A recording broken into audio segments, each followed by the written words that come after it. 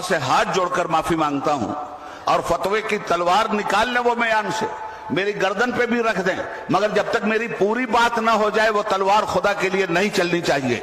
मैं तुमसे बिल्कुल अलग बात कहना चाहता हूं। लोग ये कहते हैं कि गरीब लड़कियों से शादी नहीं की जा रही, नहीं कर रहे हैं लोग, सिर्फ अमीर घराना तलाश करते हैं। मैं उन लोगों का साथ देना चाहता हूं जिनका नजरिया यह है कि गरीब घर में हम शादी नहीं करेंगे।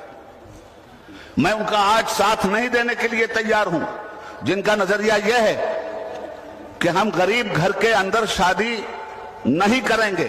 मत करो शादी। मैं तो कहता हूं किसी कीमत पर किसी गरीब के घर में शादी मत करना। मैं तुम्हारे फेवर में हूं। जब भी शादी करना तो अमीर घराने में करना। दौलतमंद लड़की ना हो तो शादी मत करना।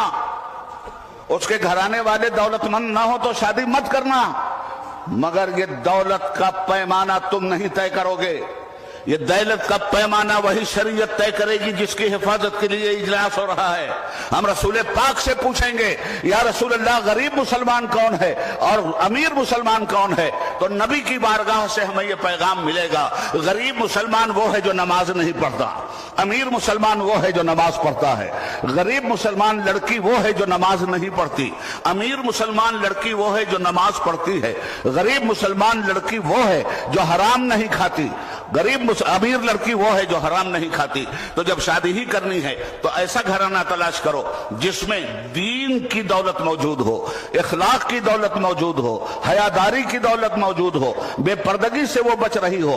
आखिर गरीबी और अमीरी का ये मेयार आपने क्यों कायम कर लिया है? अल्लाह और रसूल ने जो गरीबी और अमीरी का मेयार कायम किया है, आप आइए उस मेयार की तरफ। दुनिया क्या आपको बदलेगी? आप तो खुद भी अपने दीन को बदलते चले जा रहे हो। बात बड़ी कड़वी है। मैं आपसे पूछना चाहता हूं, जब जहेज आप लेते हैं वहां दीन आपका होता है?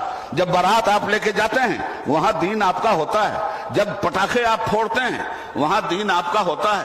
जब आप फजूल खर्ची करते हैं क्या वहां दीन आपका होता है?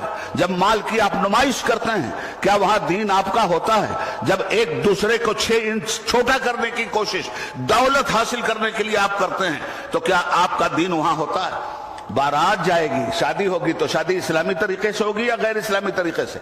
तो अब शादी का एहतमाम हमारे यहाँ कैसे हो रहा है? पहले मेहंदी की रस्म, इस्लाम गायब।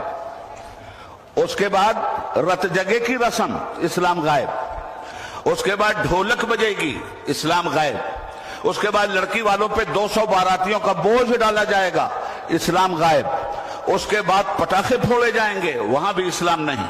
उसके बाद बारात जाएगी, वहां भी इस्लाम नहीं। उसके बाद जब लड़की वाले के घर पे पहुंचेंगे तो वहां भी तूफान मचाएंगे, वहां भी इस्लाम नहीं। कहीं भी तो आपके साथ इस्लाम चला या कहीं भी इस्लाम को आप साथ में लेके चले? अब जब स्टेज पे दूल्हा बिठाल दिया गया तब फिक्र हुई कि फकीहुल असर से कहा जाए, हुजूर अब इस्लाम के बगैर काम नहीं चलने वाला, अब इस्लाम को बुलाइए। अब काजी साहब बुलाए गए, 2 गवाह बुलाए गए, अब इस्लाम आया और निकाह जहां खत्म हुआ मियां भाई ने इस्लाम के कान में कहा, भाई साहब हम आपको इस्तेमाल कर चुके, अब प्लीज आप जाइए, हम वही करेंगे जो हमको करना है। तो मुसलमानों, तुम्हारी शरीयत को अगर हुकूमत वक्त की नापाक पॉलिसी तबीयत में बदल रही है तो क्या अब भी वक्त नहीं आया कि तुम अपनी खुद साख्ता तबीयत को शरीयत के कलम में ढालो? तुम खुद सच्चे मुसलमान हो जाओ, तुम्हारे मसाइल खत्म हो जाएंगे।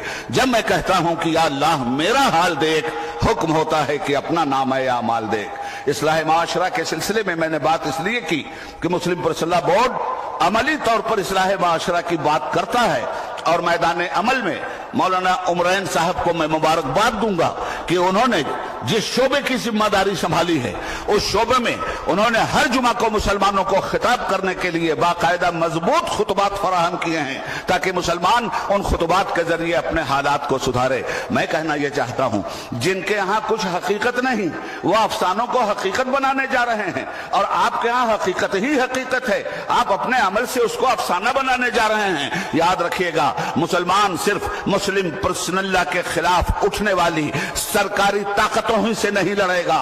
मुस्लिम पर्सनल्ला बोर्ड बदअमल मुसलमानों के बीच भी उसी तेवर से बात करेगा जिस तेवर के साथ उन भाई साहब से बात की जाएगी जिन्होंने आज एक मैसेज दिया है कि मुस्लिम हर हाल में वक्फ जायदाद बिल हम पास करेंगे। अरे हमारे देश की बदकिस्मती, आखिरी बात, ये देश बड़ा अजीब है यार, इतना दयालु हैं आप लोग, इतने दयालु हैं जिसका जवाब नहीं। एक साहब 2014 में आ गए थे और उनका भाइयों बहनों में चाय बेचने वाला, आपको रहम आ गया, दन प्राइम मिनिस्टर बना दिया आपने। तो अगर चाय ही बेचने वाले को बनाना था तो केला ठेला पे रखने वाले मर गए थे क्या? किसी पान बेचने वाले को बना दिया होता, पूछ के तो यार चूना लगाता। आज तो बिना पूछे पूरे देश को चूना लगाया जा रहा है। तो हम ये चूना लगाने में उन्हें कामयाब नहीं होने देंगे। आखिरी बात यह है दोस्तों कि पर्सनल बोर्ड अपनी वाज़ेह पॉलिसी आपके सामने रखेगा। हमें जरूरत पड़ सकती है, हमारे किसी साथी ने कहा था कि संसद में तुम बैठे हो, सड़क हमारी है, तो सड़क आपका इंतजार कर रही, और वक्त आने पर अगर बोर्ड ने आपसे यह गुजारिश की कि अब आइए सड़क पर, तो आप पूरे मुल्क में बोर्ड की आवाज बनकर यह बतला देंगे इन लोगों को कि न झुके थे न झुकेंगे।